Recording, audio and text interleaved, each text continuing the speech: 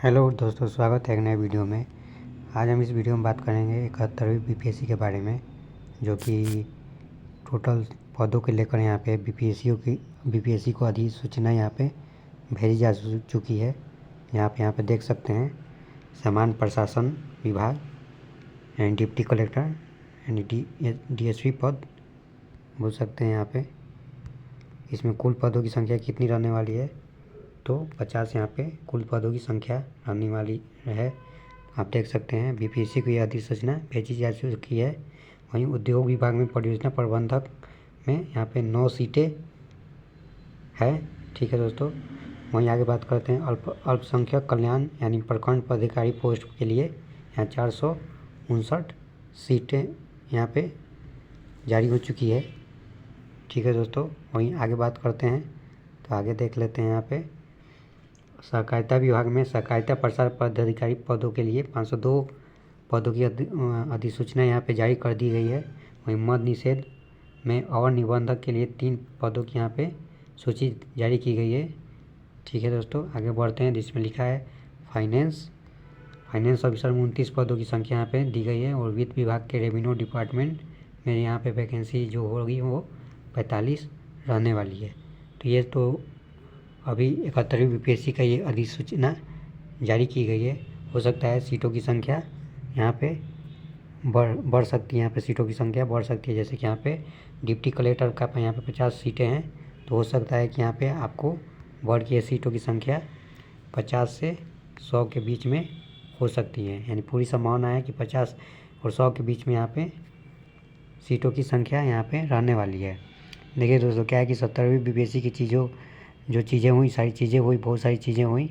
विद्यार्थी के point of view से जो था वो ज़्यादा ठीक नहीं रहा, लेकिन फिर भी यहाँ पे 71वीं बीपीएससी में मौका है, जिसका 5 नंबर से छूट गया है। यहाँ पे आपको रिकवर करने का यहाँ पे एक बार फिर से मौका मिला हुआ है। देखिए पीसीएस में 1500 से 200 के बीच में 15,000 से 2,000 के बीच में जो बहाली आती है वो ड्रीम बहाली कहा जाता है, जिसमें 1500 से लेके आपका 2000 सीटें होती है। इस बहाली को हम लोग बोल सकते हैं कि ये ड्रीम बहाली है।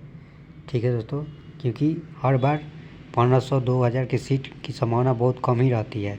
जैसे कि 64वीं बीपीएससी में था तो वहाँ पे 14,000 के लगभग आसपास सीटें निकली हुई थी। 64वीं में जो आपका सीटों की संख्या थी, 64वीं में सीटों की संख्या थी लगभग 14,000 सीटें थी। तो यहाँ भी अब की बार 1500 यानी कि 1000 से लेकर 1500 के बीच में सीटों की संख्या रह सकती है। यानी कि इस बार भी बम्पर बहाली यहाँ पे निकलने वाली है। जिसका भी 5 या 10 नंबर के लिए छूट गया है वो फिर से एक बार तैयारी में लग जाए, अगले बार में ज़रूर हो जाएगा आपका।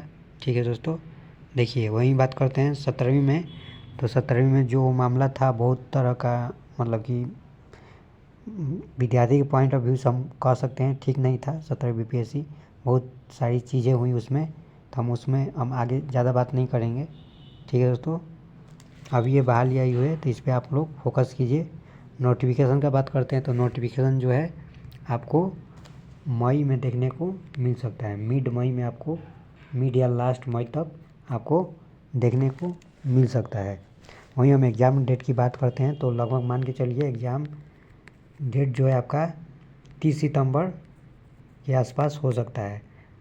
हालांकि चुनाव भी है, अगर चुनाव आ जाएगा बीच में तो फिर चुनाव के बाद ही यहाँ पे आपका एग्ज़ाम होगा। लेकिन आप लोग 30 सितंबर तक आप एक निश्चित डेट मानकर चलिए, यानी अभी से आपका 150 दिन मानकर चलिए कि आपका 150 दिन में यहाँ पे पीटी का एग्ज़ाम हो जाएगा। ठीक है दोस्तों,